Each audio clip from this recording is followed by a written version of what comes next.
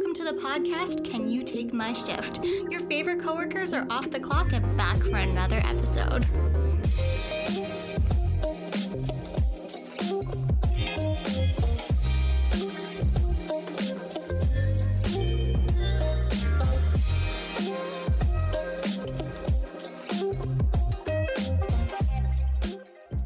And a one, a two, a 1, 2, 3, 4. Welcome to Can You Take My Shift? They are the coolest people you've ever seen. And if you can't play a musical instrument, you get tight jeans and a tambourine. Why do you have a tambourine? Why don't you have a tambourine? Okay, fair point. Fair point. That's on me. Welcome back to the podcast, everybody. That was your new new every other weekly song intro because Bi-weekly? I am on my musical journey. Oh, are you? What are you trying to learn? The Oh. tambourine? Yeah. I mean, it's a tiny tambourine. It's like little submarine, tiny tambourine. Our audio listeners can't see this, but Kelsey is holding a tiny tambourine in one hand. Handheld tambourine, which... Yeah. But like I have a tiny tambourine. There's a tiny ukulele in here. Like it's all about the tiny instruments. Does your partner just like to feel big? Why does he have tiny instruments? Yeah, he's not 6 feet tall, so he's got to have tiny instruments to be like, look how big I am. Fair enough. Fair enough. Well, welcome back to the podcast. I was just showing my showmanship. I was not a child actor as much as I wanted to be. So... Didn't we all? Like, we all at one point remember those, like, radio ads being like, join the stars on, like, Disney Channel and Nickelodeon. We're having an open casting call. So, here's a funny story about that. I went to 2 of those. Did you really? Yes, I did. And they are 100% scams. 100% scams. So, the first one I went to I was 8 years old. We came over, we took the ferry boat over to Vancouver. I was wearing, like, a pretty dress I had bought from La Senza Girl. Oh, shout out and R.I.P. La Senza. R.I.P. La Senza Girl, because I wanted to be an actress so badly. So my mom was like, all right, this is going to cost us a lot of money, but we'll stay with your aunt, we'll go over. So me and my cousin were supposed to go to this audition. However, just last minute, she decided she doesn't want to go. And... where, like, I have always been, like, very anal about, like, being on time. We can chalk it up to my anxiety and also my parents being, like, if you're not 10 minutes early, you're 5 minutes late. But she was like, I don't want to go. No, I'm going to go. I don't want to go. And I was, like, sitting there, like, vibrating. I'm like, I could be an Oscar winner by the end of the day. Like, I could be famous. This is my one shot. Like, how dare you? My 8-year-old self. It's because she was 2 years older than me. So, like, she was 10. Mm-hmm. So, like, I'm the younger one, and I'm going, like, get your shit together, let's go. Oh. So we go to the audition. We go to this weird audition. We're in this, like, weird room in this office building. I have to go in and, like, with my mom and meet with this weird panel. It wasn't even an audition. They just asked you, like, weird questions. They asked me, like, what my favorite TV show was. I think I said Survivor. I don't know. And they're like, what kind of 10-year-old wants to be on Survivor? Well, this was also, so when I was 8 years old, that was in my very first acting production. I played Santa Claus in Survivor Santa. Yes. So it was all about Survivor. I just played Santa who had gone on Survivor. So I was watching Survivor, like, because that was, like, all the rage that year. Like, that was, like, Survivor in its, like, gigantic heyday. And they're like, okay, like, we'll let you know, like, tomorrow if we're moving on to the next step. So we have to stay overnight. The next day, we don't hear anything, so we go home. And my mom bought me this rock on the ferry that says, believe. And I still have this. And I would, like, take it to every audition with me. But, like, I mean, it's not really good luck because I didn't get it the one audition that I bought. I think your mom was hoping it could, like, turn into good luck. Maybe. So Aww. I did act. Like, I was in, like, in, like, community theater productions and high school productions, but I was not a child actor. And then when I was 12, they came to the island, and I wanted to go, and my friend wanted to go, so my mom took us both. And they started handing out these cards, and if you went and talked to them and they gave you a card, you moved on to the next round. But the thing is, like, they had too many people there, so they were giving out these cards to, like, every single person, and then once they ran out of cards, if you were just, like, last in line, You just didn't get to go. You just didn't get to go. And I was like, okay, well, that fucking sucks.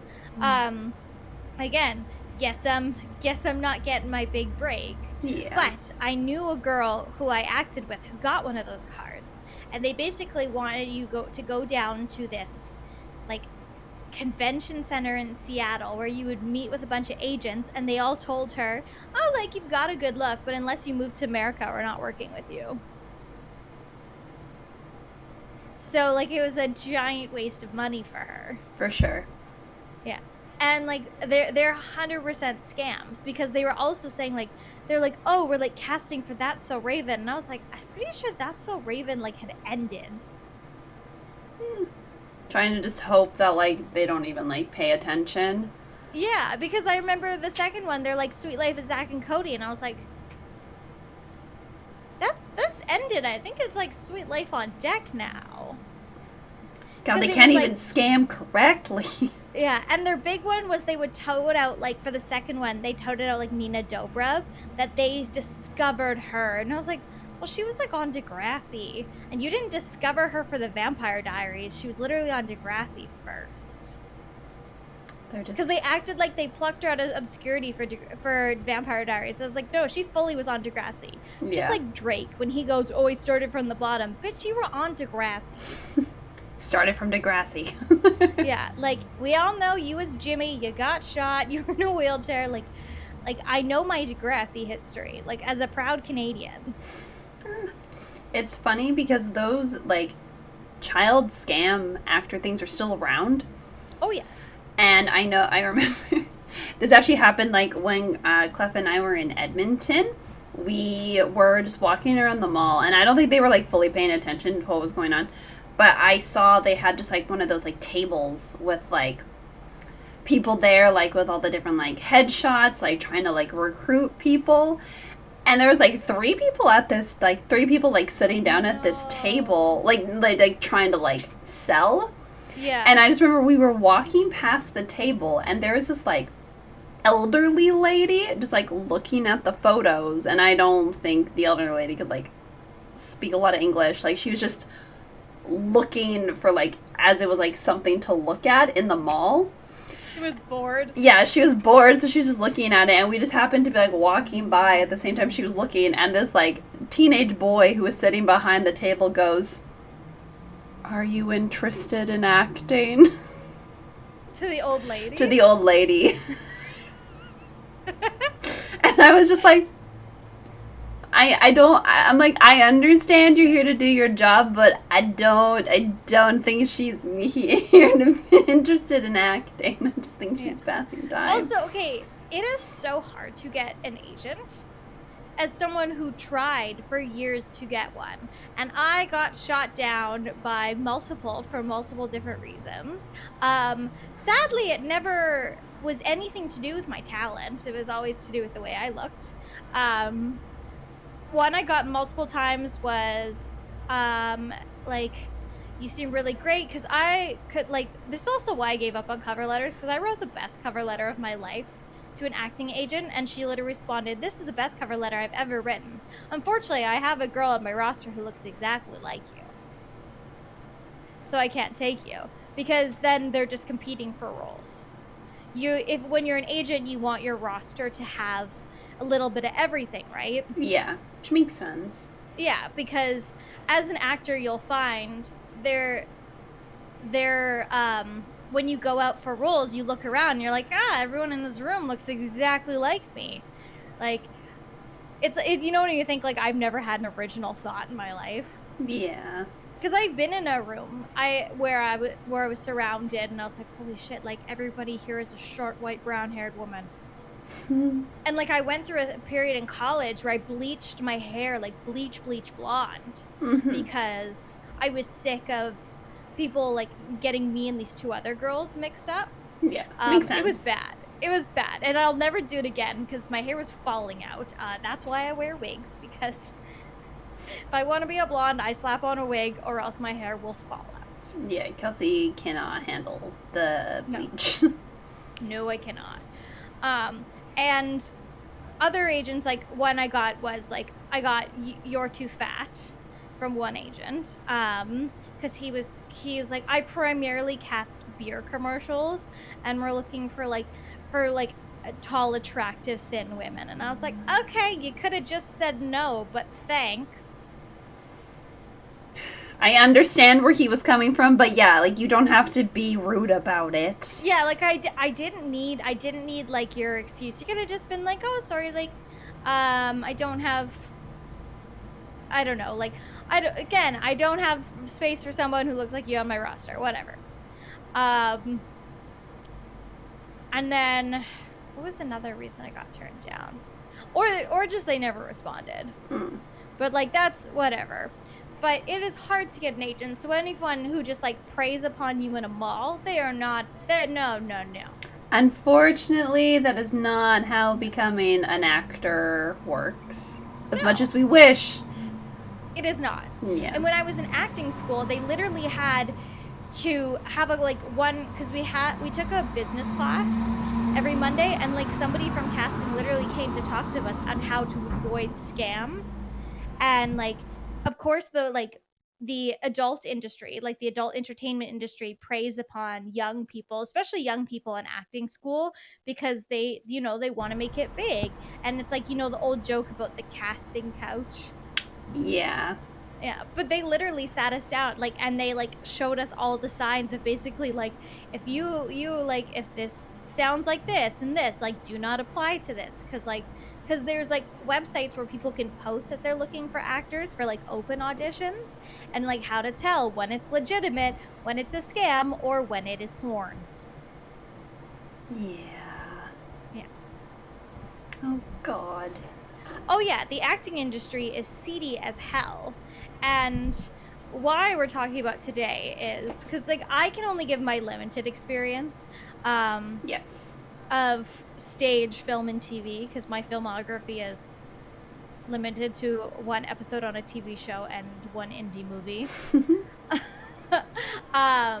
But so why we're talking about today is Jennette McCurdy, who most people know as Sam from iCarly, just put out her memoir, I'm Glad My Mom Died.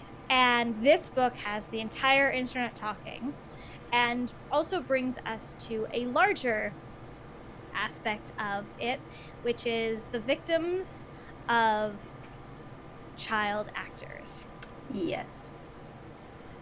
I feel like by now everyone has probably come across this book. Either you have, like, obviously some people obviously have read it. If you've been able to buy it, it's been sold out absolutely everywhere. Or you've seen the headline, because that's a bit of a jarring headline, right?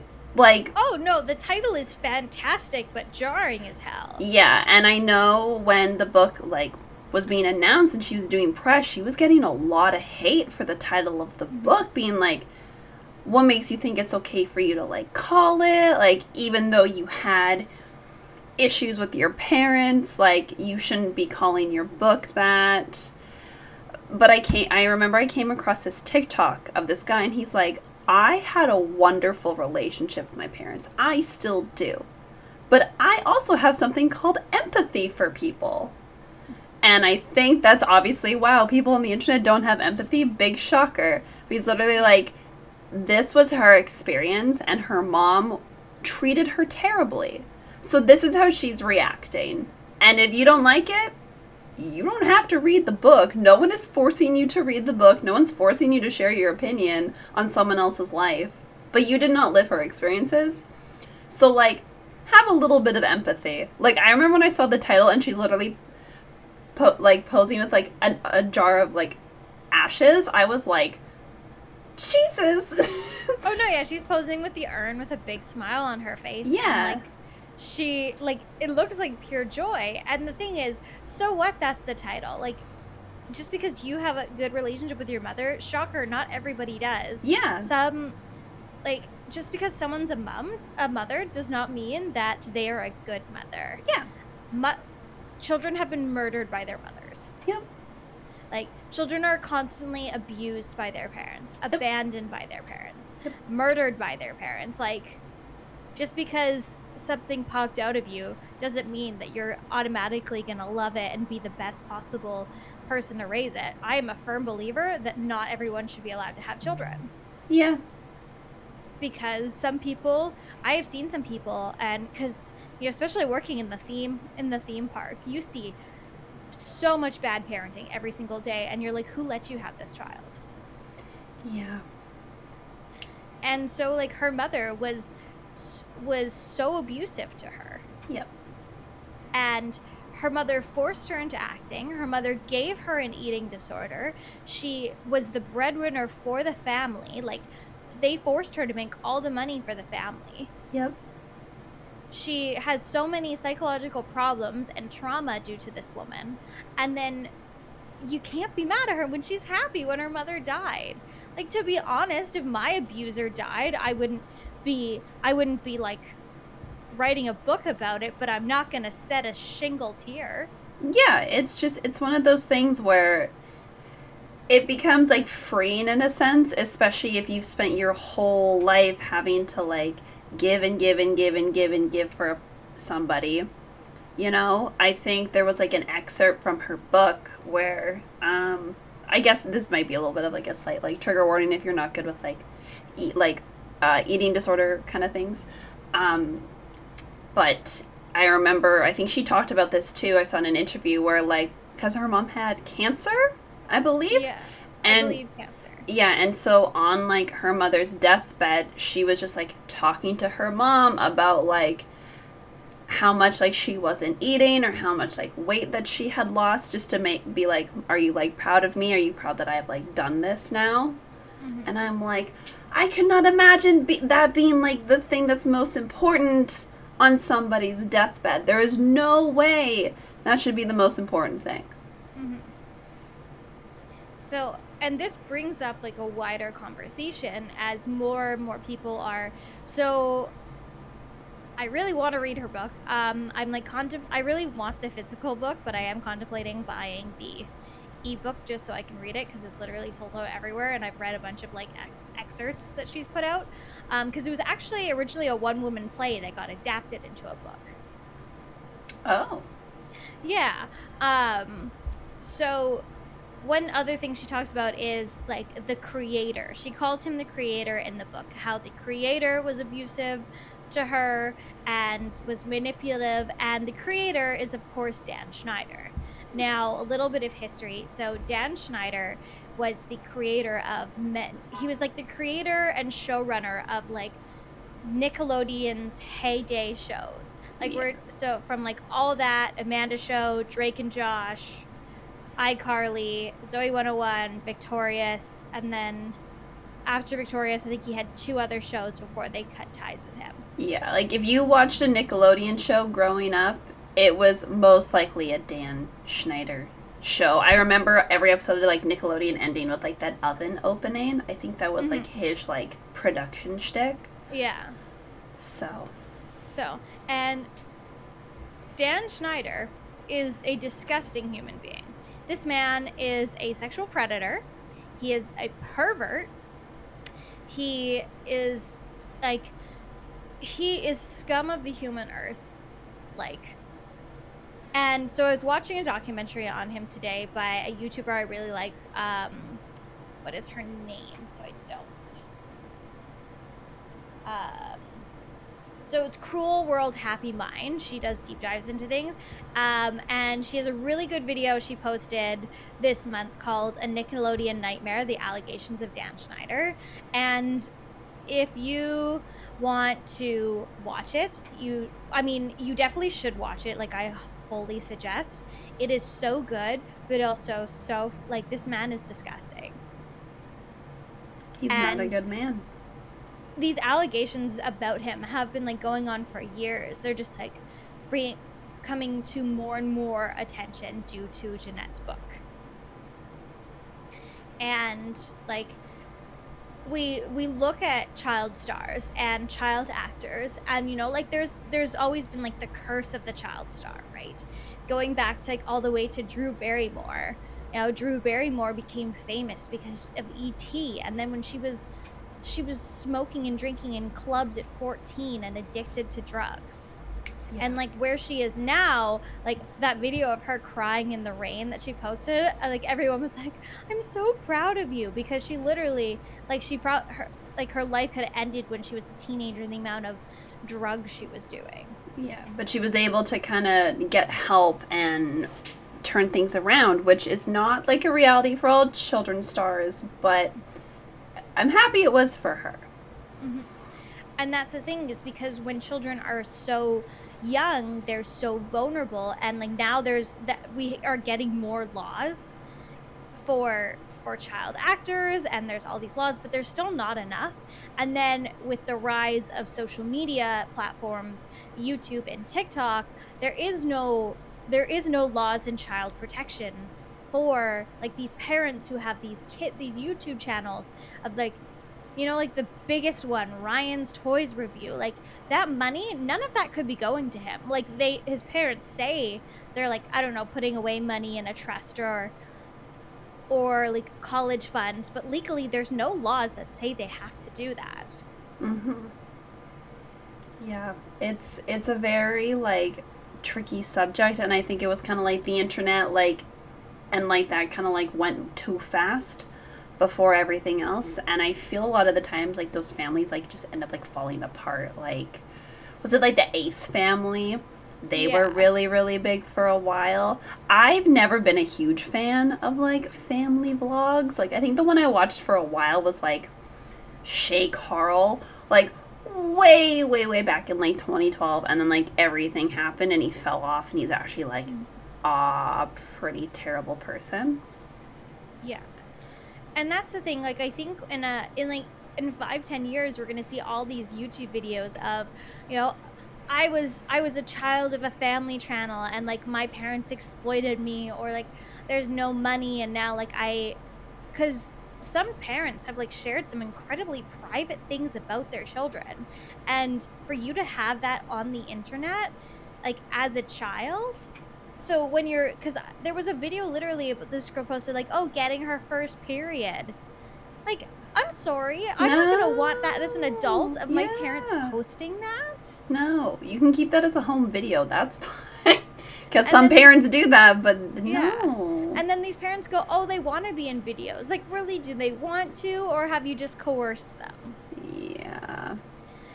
And, like, like, especially, like, going back to Nickelodeon, like, so many people have like spoke out about it, but then a lot of people haven't. And then one thing Jennette says is Nickelodeon offered her $300,000 for her silence, and she's like, no, I'm going, like, you can't buy me off. So people who haven't spoken out, you wonder, were they offered that money, and did they take it? Because there's videos that have surfaced of Ariana Grande. Yeah, and she's just like, those, like, obviously, like, a lot of us grew up watching iCarly. Like, I was obsessed with Zoe 101 growing up. I loved that show. I wanted to go to PCA or whatever the school was called. I was not really, like, huge into Victorious, and then, like, iCarly was kind of like whatever.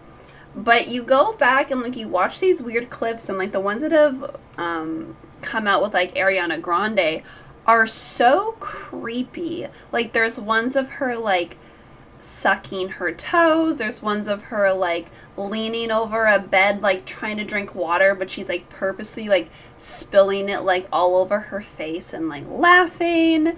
And there's also, like, a clip of her, like, in a bikini just being, like, sprayed by, like, water guns during a quote-unquote, like, water gun fight. There's also one of her milking a potato, and she's just literally giving the potato a hand job. Yeah. And it's just, like... Because I remember watching the show and being like, it had some weird things. Like, I always remember that Shtick and iCarly, the guy had, like, everything. So, Victoria's is weirdly sexual, but not in a way about... What is it? You know how, like in old Disney movies, there's, like, an offhand joke? Yeah. Like, that is clearly there for adults. If there is, like, one offhand joke, it's, like, hee-hee, kind of funny. Yeah. But, like, when every single episode has, like, a weird, creepy joke... Like, because this predatory behavior goes, like, back to All That and, like, the Amanda show. Like, we don't wonder why Amanda Bynes, like, went off the deep end. It was 100% him. She's even said it was 100% him. R.I.P. I loved that show, too. I love that show, too. And, like, there's literally a video of him in a hot tub with her. And she's, like, what? Like, 12. Oh, why are men like this? And it's so disgusting, and it's so predatory, and, like, no wonder she is the way she is. Yeah. It really, it's really crazy that they allowed this to happen for, like, so long, but also at the same time, it's not, like, as terrible as that sounds, it's really not. No, it's not, because stuff goes unchecked for a long time. Mm-hmm. Because, first of all, like, the thing was, so they talked about how Dan Schneider and as other producer friends would hold these acting workshops where you had to, like, parents would drop their kids off, they weren't allowed to be there, and they would cast from these workshops. And they would have a pool, and there was this, you know, this rumor that if you went in the pool, you were more likely to get cast in one of his shows. And then another actor from All That talked about how her son got fired off the show because they kept telling his mom to leave. And she's like, no, he's a minor. I have to be on set. That's the law. And they're like, no, and they're like, you need to leave. So the kid got fired because his mother was like, the law says I need to be here to supervise my child. Why are you asking me to leave? Jesus. Yeah, and, like, that's the thing, is kids get taken advantage of. Like, we have these labor laws because, like, children also I found out that the reason why they filmed in Florida was because Florida didn't have any child labor laws the way California did. So kids could work 12-hour days. I mean, Cause, yeah. Because everything in the States is, like, very much state decides laws. No, I mean, we all, like, clock Disney for being a very, like, growing up, there was always, like, the Disney Channel star, like, remember when, like, Miley Cyrus, like, left Disney and her whole music video was, like, her in, like, a bird cage?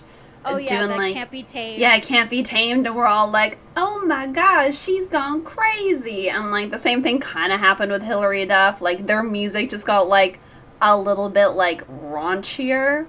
Mm-hmm. The same thing obviously happened with, like, Nickelodeon, but, like, it almost just seems like they all got bought off, obviously, because of how bad everything was, whereas I don't think that happened nearly to probably the degree it did happen. Oh, I guarantee it still happened at Disney. For sure. Just maybe not to the degree, because it happens everywhere. Yeah, it had to have. And some Disney stars have come out, and, like, a lot of them had to sign, like, weird, like, purity contracts. For sure. Yeah, like, Disney's just as bad. It's no, just for not, sure. Yeah. It's not as much, and it's also not as known. Like, again, they could have all been bought off as well. Yeah, it's so crazy to me that, like, growing up, we would see the Disney stars going through it.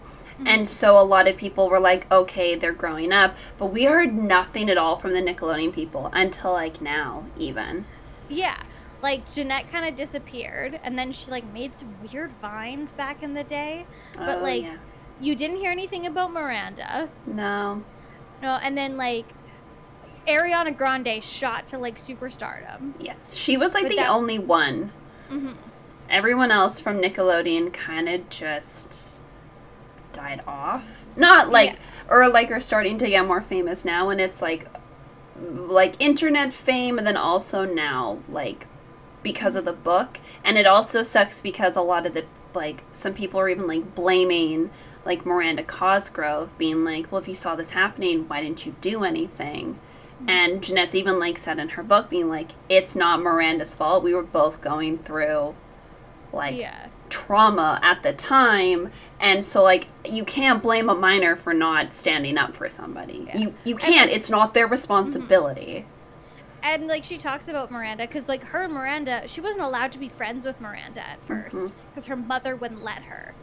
And then, once they became friends, she felt like she finally had an ally. So that also, keeping your stars apart makes them more predatory. Yep. And then once they became friends, they were more allied. And, like, they're still, like, I think they don't talk as much as they used to, but they were still really good friends. And, like, Miranda's read her book and stuff, and, like, is very much, like, in support of her. So Dan Schneider was honored with the first Nickelodeon Lifetime Achievement Award, and in protest, Miranda Cosgrove and Jennette McCurdy did not show up. Good. In protest, like, because there's this speech is like, oh, someone's here from every one of his shows, and everyone's like, where's, like, Miranda, and, like, where's Jennette? And it's like, they didn't go in protest. Good. Because I think I don't know if I don't think Miranda was the type to get bought off. I just think she probably dealt with her trauma in a different way, because, like, there's a video of him, like, pulling her into a hug, and she's like this, like, get away from me, get away from me. Yeah. It's hard. It's hard. Like, you can't, and I think, again, this comes down to, like, people on the internet. You can't, like, blame somebody for not standing up when they're literally put, like, in the same situation. It was even the same thing when there was, like, Sam and Cat shows, like Jennette McCurdy and Ariana Grande had their own, like, spin-off show, and because Ariana Grande was getting more and more and more famous, they would allow her to do more and more and more things, but Jennette wasn't given those same freedoms at all. Like, they're like, no, you can't do this, no. But Ariana, yeah, sure, go off, have fun. Yeah. So it's very. Also, the part was, like, Jennette was preyed on the most because she came from a very poor background. Like, she came from a trailer park. And, again, like, Ariana Grande, her parents are very wealthy. Yep. So, you prey upon the one who has the most to lose. Yep. Right? Because Jennette couldn't stop working because she was feeding her family. Yep. So, and that's all what happens with a lot of child actors is they are the ones feeding their families. Like, their parents, they're the ones paying the bills. Like, even it goes back to the Mickey Mouse days. Like, Ryan Gosling lived with Justin Timberlake because his family couldn't afford to have a house near their filming, so he had to go live with them because he was paying their bills. Britney Spears was literally paying her entire family's bills. Yep. To the fact that they put her on a conservatorship so she continued to pay their bills. So, like, yeah, because people forget, like, Britney Spears was a child star as well. She 100% And, was. And, like, she was on Disney. She was on the Mickey Mouse Club. And, like, look what happened to Britney Spears. Look at the long journey she has gone through. Like, and because she was preyed upon. Yep. And she was preyed upon by her own family. Yep. So if Jamie Spears dies, if Britney goes, yay, my dad's dead, do you think anyone's gonna get mad if she tweets that? For a minute, I thought you meant her sister, and I always forget that they have the same name. No, because but also, her like, parents are Jamie and Lynn, and then they named their daughter Jamie Lynn. Gross. But also, I think, like, if her sister passed, I don't, like, she would be upset, but, like, also not upset. Yeah. Oh God, that awful book her sister put out. I refuse to read that. Yeah. Not giving her any more publicity. No. There's very few celebrity books I have read or will read. So. Which celebrity memoirs have you read? I have read Mindy Kaling's Why Are They... Is it Why Not Me? I think that's one of them. Because she has two. One of them's called, like, Why Are They Not Hanging Out With Me? And the other one is, like, Why Not Me? I have the blue think one. so. Whichever the blue one Yeah, is. because that's mine. Because I've read them both. I have, well, Camille still has the first one. But I think you bought me the second one. No, I don't know. I got it for know. Christmas from somebody. And then I've read Bob Iger's memoirs, if you want to call the CEO of Disney. Robert Iger. Robert Iger, a celebrity. Yeah. And then I read, again, one of the founders of Pixar, his memoir of how the company came up. Wait, did you read Lasseter's? No, I refuse to read Lasseter's. This was Ed Catmull, I believe his name is. I don't think he's alive anymore. In the book, he does talk about Lasseter. Not a lot, which I was, like, thankful for. I read it for school. You had to read, like, a autobiography of somebody that you were, like, interested in. So my teacher actually recommended that one, so I just chose that one. And it was a good book. It was very fascinating. So was Bob Iger's book. It actually made me cry. Weird. It was weird, but it was, like, a very touching moment where, like, it made him feel like, you look at a CEO and you're like, they're not human. It was like it was like, essentially what it was like they were opening up Shanghai Disneyland, and, like, the day before it was supposed to open, it was, like, 4 a.m. in Shanghai, and he got on a call with this, like, Make-A-Wish family, because, like, their son was literally, like, about to pass, and he had been in, like, contact with this family for, like, I don't know how long, but he, like, sat on the phone with them, like, the entire night, the night before Shanghai Disneyland opened up. And I was just like, it's really nice. But that's it, no more credit. It was just a very, like, sweet and touching moment. Also, it's really funny to me because, like, he worked for ABC during, like, the Calgary Olympics. So and he talks about it in his book, too. So I just find that part really funny since I'm from there. That's all I've read. Yeah, because I've read both of Mindy Kaling's. I read Michelle Visage's. Oh, how was that? That's kind of a bad memoir. It's not great. For those of you who don't know, Michelle Visage is RuPaul's best friend. Oh, yes. And was in a girl group. Oh, yeah, I always forget that. I can't remember what it was called. I've read a bit of Tina Fey's. Oh, I wanted to read that. Camille read me a weird excerpt where she goes, like, hiking up a hill with some dude. But that is it, because a lot of them aren't great. No. And or, like, they'll like pimp them out to somebody to, like, write it for them, or it's kind of like you haven't, like, I've seen people deal with things in their life, but, like, it's really hard to, like, listen to a celebrity sometimes for life advice. Mindy Kaling's book was really good. Yeah, because what a lot of them will do is hire a ghostwriter, and a ghostwriter will help them write the book to a certain degree.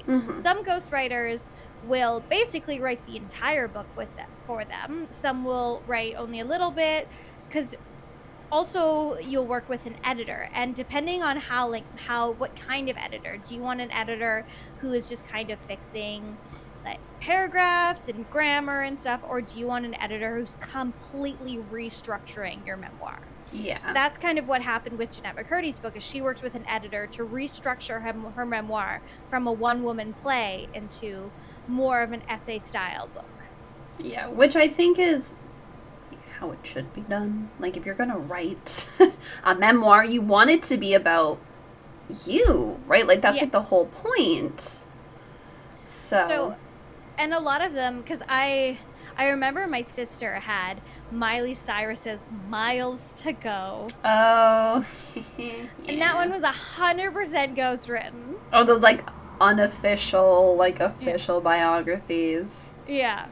Yeah. Oh, I read, I guess this also counts. I read, like, the One Direction book. That shit was thick, and I annotated it, too. Okay, but was that really a memoir? Because I'm sure they left out all of the stuff. Or was it false? Like, One Direction was built around Liam Payne? Well, actually, Ellen, that's not the truth. That's actually Liam. That's not the truth. I don't believe a thing that comes out of that man's mouth, especially if he says it on fucking Jake Paul's podcast. Oh, it was Logan Paul. Oh, does it matter? Yes, it does. No, I remember reading Mindy Kaling's, and in the one I read, she, like, kind of name drops celebrities who, like, not name drops, but, like, she alludes to the fact that there are, like, celebrities who, like, don't vaccinate their kids. Oh, yeah. And when COVID came around, that, like, resurfaced because people are like, who's the celebrities who ain't getting vaccinated because you're not vaccinating your kids? Because she said, like, she would go to these parties and all these kids would be there and they'd be, like, sick. Like, she essentially got invited to, like, when the celebrities with, like, pox parties. Which, oh, yes, chickenpox parties. Yeah, which was a thing that a lot of parents did this, actually, where essentially, like, if your kid got chickenpox, you would invite all your friends' kids, and so then everybody would get chickenpox, and then it would just be done. Because growing up, once you get chickenpox, you can't get it again, and you need to get it when you're a kid, because if you're an adult, it's really, really bad for your body can handle, and it can give you more, like, long-term health consequences. And you can get shingles, and shingles can kill you. Exactly. So it was, like, the same thing, except I don't think it was a pox party. I think it was, like, another, like, disease. Also, we don't need to have those anymore because we have a vaccine for chickenpox. Exactly. Yeah. No, today when I went to the bus stop, somebody had posted like a flyer up that said, "How dare the government use our children as petri dishes?" Because it was a picture of the government saying, like, here's vaccines for your children. So I was like, no, not today. I'm off coffee for a week because I've been getting very sick. So I'm trying to figure out what's making me sick. I hadn't had any coffee in my system. I woke up, I literally grabbed the poster, ripped it right down, and threw it in the trash. I was like, I am not leaving this up. I don't care. No. This is vandalism, so, like, it's not vandalism if you're vandalizing vandalism, right? No, you're just doing your civic duty of cleaning up trash. Yes, I am doing my civic duty and keeping the city clean from your gutter trash. And also, like, really, if you're gonna, you can't even afford to, like, print in color. It was in black and white. Shit's expensive, Kelsey. Exactly. So, if you're not willing to spend the money on your cause, you truly do not believe in it. True. But enough about chickenpox and back to actual childhood trauma. Well, your children will have trauma if you don't vaccinate them. Yeah. Vaccinate your kids. Vaccinate your kids, please and thank you. Vaccinate yourself. But, no, I think it's... Again, it'll keep coming out. Like, even there was, like, allegations not even too long ago against, like, Nickelodeon over, like, JoJo Siwa being uninvited to the Kids' Choice Awards. I don't know if you saw that. Oh, I saw that, and she was like, yeah, I didn't get invited. They used my song. Like, JoJo is hosted. Like, Nickelodeon stalled out after, like, quitting, like, getting rid of Dan Schneider, and then JoJo Siwa shot them back up. Yeah. And then the thing is, like, so JoJo came out, like, she's gay and loud and proud, and right now a little problematic on lesbian TikTok, but we don't gotta talk about that. That's not what this podcast is about. That could be its own episode. Yeah. But, essentially, like, she came out, and, like, Nickelodeon would still kind of, like, push out her things, but then it was weird because, like, she, like, cut her hair, which in turn, I guess Nickelodeon was like, no, now you look too gay. So we're cutting, like, I don't think they, like, fully cut ties, but, like, she just, like, didn't get invited to the Kids' Choice Awards, which she's been invited to, like, every single other year. Invited to, hosted, they literally played her songs. Yeah. So, like, she is the Beyonce of Nickelodeon. She really is, and, like, good for her. But, like, could you imagine the Grammys playing, like, a bunch of Beyonce songs, but then just not inviting Beyonce? Like, it's different if Beyonce doesn't want to come. Exactly. But if you don't even invite her. Yeah, like, I remember, because I was, like, that was all over my, like, TikTok, and it sucks, because JoJo Siwa was such a great role model for young kids, and the fact that she's gay doesn't change that at all. So you can be gay and a role model. You can be straight and a child predator. Like, you know. So that's quite the clip right there. But no, it's crazy because I'm hoping like this sparks. Obviously, it's gonna spark like a huge conversation again with around it all, like minus like Woody Allen and all that stuff. Because obviously, it's gonna see if anything actually changes, and will it? Probably not, which sucks. There'll be small changes. There will be. There has to be something. But they'll be cosmetic changes. Oh, we're changing this. Yeah. But you're not getting to the root of the problem. We need to be protecting our children. And I think like the safest children right now are kind of nepotism babies in the industry because they're harder to take advantage of. Yeah, because their parents are like teaching them through, like, or they work with their parents on set. Exactly. They've either worked with their parents or their parents. It's easier to take advantage of children when they're the breadwinner. They came from nothing. They're like, you make or break their career. There's so many higher ups. They go, I can end your career. You're never gonna work in this town again, son. Like they hold that over them, and I think that's why we are seeing a rise of nepotism babies more in everything, because you see an actor and it's like, oh, whose parent is famous, but it's very hard to take advantage of them because either their parent was taken advantage of and know what goes on. For example, one of the most famous nepotism babies, Billy Lord. Billy Lord's mother is Carrie Fisher, who is also the nepotism baby of Debbie Reynolds. And Debbie did not want Billy to go into acting at all. And they didn't let her go into acting until way later because Carrie had been taken advantage of, and then Carrie got addicted to drugs. Yeah. So they were smart, and then once Billy did get into acting, she was under the supervision of her mother, even as an adult, but also was old enough to know not to put herself in those situations and had the education not to put herself in those situations because her mother and her grandmother knew all the dirty bits of the industry to protect her. But when you're getting children and parents who don't know anything about the industry, those are the children who get exploited. Yep, exactly. It's the ones thinking like this is like the dream, right? Mm-hmm. It sucks. It really does. And I'm happy that like Jennette finally kind of got to speak about her experiences, and I think that's probably like very cathartic for her too. Mm-hmm. Like she did this book for herself, nobody else. And I think that's what people are forgetting. She did this for her. This was her way of healing. If anything else comes out of this, like that's on its own. Like obviously now there's been stories spun about Ariana Grande.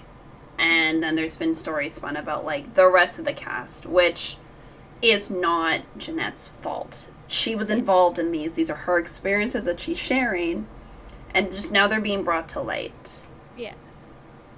But that is a major question. Because when things happen to someone from somebody, you look at everyone else they've been in contact with it. Like, because when allegations come out about people... Some people, awful people, like Lena Dunham is an example, who goes, well, he's always been nice to me. And yeah, someone may be nice to you, and somebody may not have victimized you, but they did it to someone else. Like it's just like a killer. Well, he never killed me, so he's fine. He killed 10 other women, but not me, so like he's cool, right? Yeah. Yeah. But anyways, this has been a heavy episode, but I want to end this episode with, if you can get your hands on her book, read it. If you want to read it, try and get it from the library, buy the ebook. I'll probably be buying the ebook because I really want to read it. and really support her. So don't torrent it. Buy the book. You Buy wouldn't steal a book. God. And we really need to support victims, and we really need to lobby for more laws protecting children. And that goes with traditional media and social media. So if something seems like a scam, don't take your children to it, and protect your children. You don't need to post everything about them online. Let them have some privacy. Let them decide. So, like, it's understand you want to share your family with your friends and your family. That's totally fine. No one's telling you to take down your Facebook page, but don't make a YouTube channel about your daughter's first period. Yeah, that's weird. Let your family experiences be your own.